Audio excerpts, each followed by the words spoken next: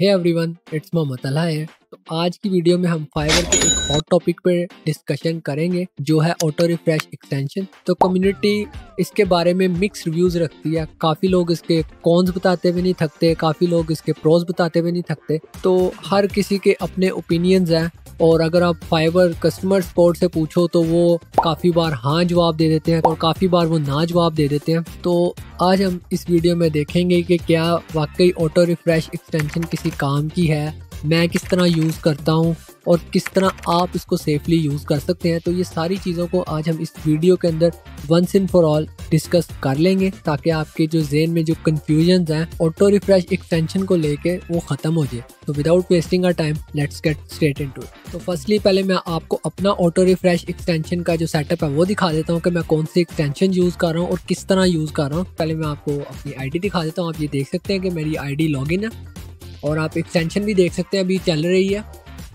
इसका नाम भी आपको यहाँ पे क्लियरली नज़र आ रहा है कि सुपर रिफ्रेश नाम है।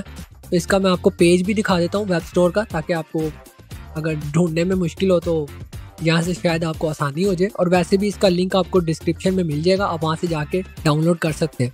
तो इसके जो रिव्यूज़ हैं वो तो कम है, लेकिन इसके जो यूज़र बेस है वो बहुत ज़्यादा है। आप देख सकते हैं 9000 प्लस इसके यूज़र्स हैं और जो इसका साइज़ है वो बहुत ज़्यादा छोटा है। और इससे यहाँ से क्लियरली पता लगता है कि ये मेलवेयर फ्री है और काफ़ी लाइट वेट है, तो आपके ब्राउज़र पे भी कोई ज़्यादा लोड नहीं पड़ेगा। और ये रिसेंटली अपडेट भी हुई है, तो ऐसा नहीं है कि इसको काफ़ी अर्से पहले बनाया गया था और बग्स वगैरह इसके फिक्स नहीं किए जाते, तो वो आज भी किए जा रहे हैं। तो अगर आप इसके स्क्रीनशॉट्स देखें तो इससे आपको साफ पता लग जाएगा कि इसका यूआई कितना क्लीन है और आप मल्टीपल टैब्स पे ऑटो रिफ्रेश एक्सटेंशन यूज़ कर सकते हैं। जैसे कि अभी यहाँ पे देख सकते हैं कि गूगल और अमेजोन दो टैब्स पे लगाया हुआ है ऑटो रिफ्रेश। तो मैं इसको काफ़ी अरसे से यूज़ कर रहा हूँ, ऑलमोस्ट मेरे ख्याल से मैं 6 to 8 मंथ मुझे हो गए इस एक्सटेंशन को यूज़ करते हुए और मुझे अभी तक कोई एड्स रीडायरेक्शन या कोई मेलवेयर या कोई स्पाई वगैरह ऐसी कोई चीज़ मुझे नज़र नहीं आई जिसे कोई रेड अलर्ट हो आपको कि मुझे ये एक्सटेंशन यूज़ करनी चाहिए इन लॉन्गर रन के नहीं। तो दैट्स फाइन। और मैं ये रिकमेंड करूँगा कि आप यही वाली यूज़ करें, कोई और एक्सटेंशन यूज़ ना करें। बाकियों में काफ़ी ज़्यादा मसले या ग्लिच वगैरह भी हैं, तो उससे ज़रा ख़तरा जो है वो ज़्यादा बन जाता है कि अगर रिफ्रेश आगे पीछे हो गया तो कैप्चा या वेरिफिकेशन का वो जो पेज दे देता है फाइवर वो आपको ना आ जाए। तो अब आप दोबारा एक्सटेंशन पे आ गए हैं, देख सकते हैं कि अभी चल भी रही है और यहाँ आप देख भी सकते हैं कि 2 मिनट बाद ये पेज ऑटो रिफ्रेश होगा।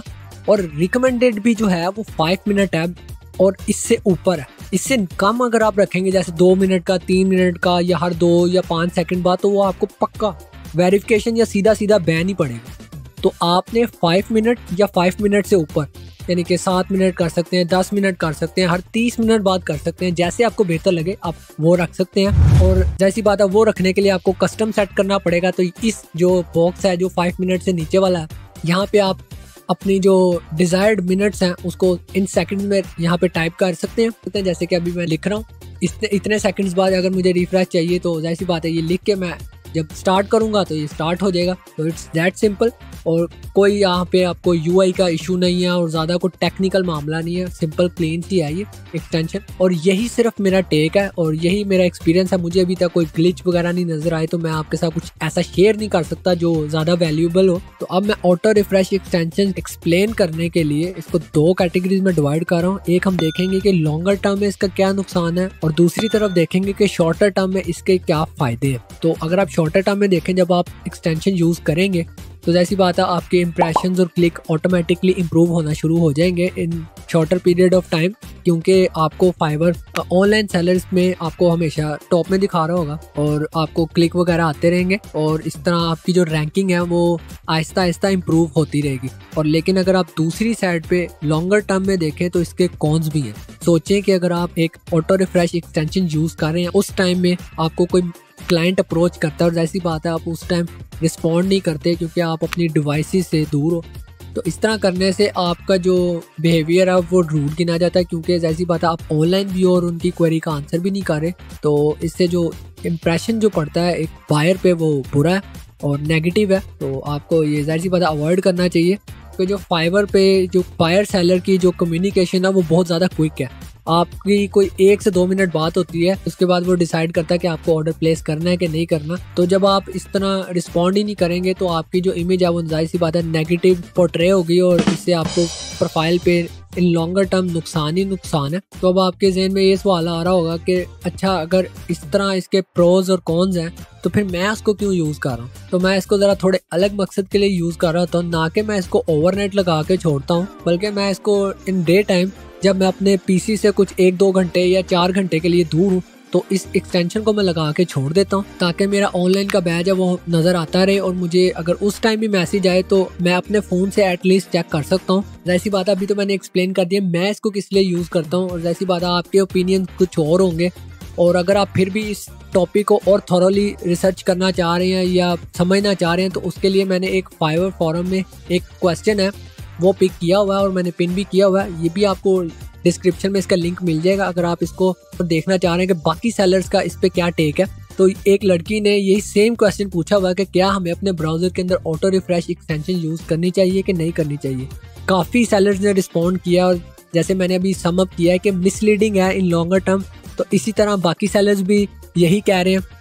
اور اگر آپ تھوڑا سا اور اسکرول ڈاؤن کریں تو نیچے ایک سیلر اسکرین شاٹ پوسٹ کر رہا ہے اور وہاں پہ میں آپ کو انڈیویجولی آن کر کے دکھا رہا ہوں. تو آپ دیکھ سکتے ہیں کہ انہوں نے کوئری پوچھی ہے کہ کیا میں آٹو ریفریش ایکسٹینشن یوز کر سکتا ہوں. تو اس کے رسپانس میں فائور کسٹمر سپورٹ نے اس کو پازیٹیولی رسپانس کیا کہ ہاں آپ یوز کر سکتے ہیں، اس کا کوئی ایشو نہیں ہے. تو اگر آپ تھوڑا سا اور اسکرول ڈاؤن کریں تو ڈسکشن ابھی بھی جاری ہے کہ کیوں نہیں یوز کرنا چاہیے اور کیوں یوز کرنا چاہیے ایکسٹینشن کو. تو آپ یہاں پہ ایک اور اسکرین شاٹ دیکھ سکتے ہیں اور اس اسکرین شاٹ کے اندر کلیئرلی فائور سپورٹ بتا رہا ہے کہ آپ آٹو ریفریش ایکسٹینشن نہیں یوز کر سکتے. اور اگر آپ تھوڑا اور نیچے جائیں تو باقی جو سیلرز ہیں وہ اس پہ اپنا ٹیک دے رہے ہیں کہ کیوں نہیں یوز کرنی چاہیے یا کیوں یوز کر لینی چاہیے. تو اگر آپ یہ تھریڈ پڑھ لیں تو زیادہ بہتر ہو جائے گا کیونکہ انہوں نے آپ کو اور سمپل وے میں سمجھایا ہوا ہے کہ کیا یوز کے فائدے ہیں اور کیا نہ یوز کرنے کے نقصان ہیں. ایسی بات ہے یہ تھریڈ تو پرانا ہے لیکن آج بھی یہ بہت زیادہ ویلیویبل ہے. تو ان سب سیلرز نے تو اپنے اوپینین دے دیے. اگر آپ کے اوپینین ان سے الگ ہیں تو کمنٹ سیکشن میں اس کو ضرور ایکسپلین کریں کیونکہ مجھے جاننے میں زیادہ خوشی ہوگی. اگر وہ زیادہ ویلیوبل ہوئے تو میں بھی اس کو امپلیمنٹ کر کے دیکھوں گا یا اس پرسپیکٹیو سے بھی دیکھ کے سمجھنے کی کوشش کروں گا. تو that's all for this video. ملتے ہیں اگلی ویڈیو میں. ٹل دین گڈ بائے.